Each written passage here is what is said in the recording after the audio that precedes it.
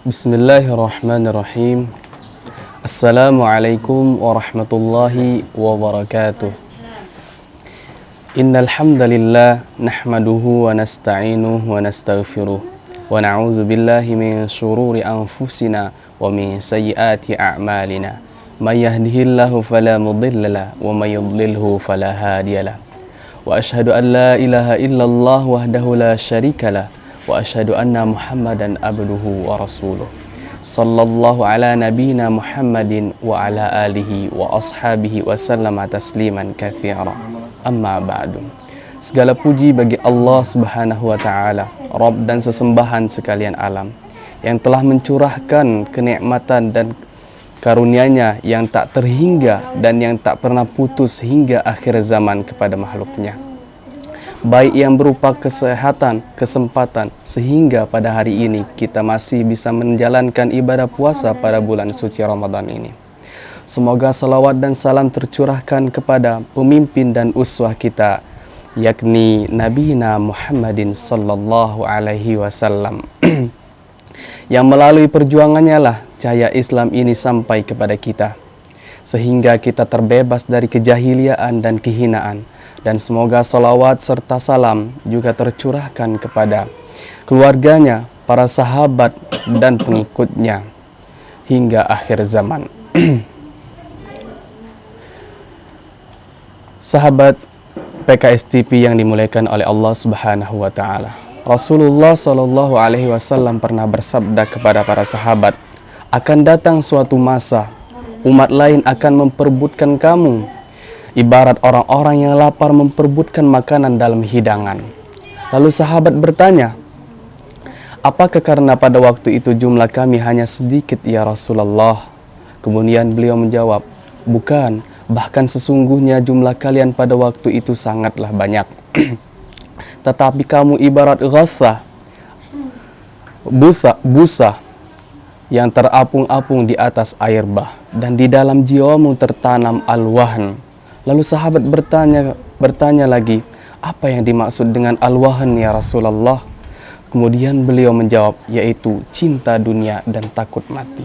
Suatu keadaan yang nyata di hadapan kita sekarang, bahwa jumlah umat Islam sangatlah banyak di dunia ini. 1 miliar dari 5 miliar adalah umat Muslim. Tetapi kita saksikan bahwa jumlah yang banyak belum membawa umat ini keluar dari kesulitan-kesulitannya. Inilah rupanya yang diungkapkan Rasulullah dalam hadis di atas. Patutlah kiranya kita semua umat Muslim meneliti ke dalam jiwa kita, hati kita, seberapa jauh kita sudah terjangkit penyakit al-wahn tersebut, penyakit cinta dunia dan takut akan mati. Tentunya ini tak lepas dari kesalahan pandangan umumnya masyarakat Muslim terhadap kehidupan dunia. Mengapa sampai cinta pada dunia dan takut akan kematian? Tentu ini karena memandang bahwa dunia ini adalah tempat kesenang-senangan dan kematian adalah pemutus kesenangan tersebut. Sungguh suatu cara pandang yang sesat dan keliru. Dunia dalam pandangan Allah. Pada suatu kesempatan lain, Rasulullah Shallallahu alaihi wasallam memasuki sebuah pasar yang kanan dan kirinya dipadati oleh manusia. Ketika itu beliau melewati seekor anak kambing yang cacat yang telah menjadi bangkai. Tidak seorang pun mengacuhkan atau melihatnya. Lantas Rasulullah Shallallahu alaihi wasallam bertanya kepada para sahabat, siapa yang mau membeli kambing ini dengan harga 1 dirham? Sahabat menjawab, sedikit pun kami tidak akan menginginkannya. Beliau bertanya sekali lagi, apakah kalian mau jika anak kambing ini kuberikan kepada kalian? Sahabat menjawab, demi Allah, walaupun anak kambing itu hidup, kami tidak akan menerimanya karena cacatnya. Maka bagaimana kami mau menerimanya setelah menjadi bangkai? Mendengar itu, Rasulullah Shallallahu alaihi wasallam berkata, demi Allah, pandangan dunia itu lebih hina dalam pandangan Allah daripada bangkai kambing yang cacat ini dalam pandangan kalian. Bagaimana mestinya kita memandang dunia?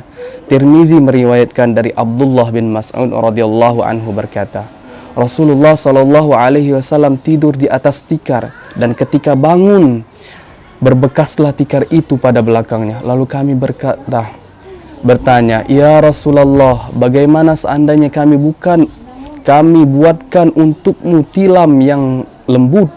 Beliau bersabda, "Untuk apa dunia ini bagiku? Aku di dunia ini bagaikan seorang musafir, berhenti sebentar di bawah pohon, kemudian pergi meninggalkannya." Jadi begitulah kiranya kita harus memandang dunia ini, tak lebih dari pondok kecil dalam perjalanan yang panjang. Sungguh bodoh kalau kita sampai terpaku di pondok itu sehingga melupakan perjalanan panjang yang menjadi tujuan kita. Jelaslah bahwa segenap aktivitas di muka bumi ini harusnya diarahkan untuk akhirat kita yang kekal dan abadi. Seperti pernah dinyatakan oleh ulama besar kita, yakni Buya Hamka semasa hidupnya. Hidup yang sesungguhnya itu baru dimulai pada saat kita mati. Disabdakan lagi oleh Rasulullah SAW dalam analog lain, dunia ini bagaikan penjara bagi orang-orang mukmin dan bagaikan surga bagi orang-orang kafir. Sahabat PKS TV yang dimuliakan oleh Allah Subhanahu wa Ta'ala, mungkin itu saja yang dapat saya sampaikan. Lebih dan kurangnya saya mohon maaf. Unzur maqala wa la tanzur maqala. Innallaha la yanzuru ila ajsamikum walakinallaha yanzuru ila qulubikum. Wabillahi taufiq wal hidayah wa ridana wal inayah. Wassalamualaikum warahmatullahi wabarakatuh.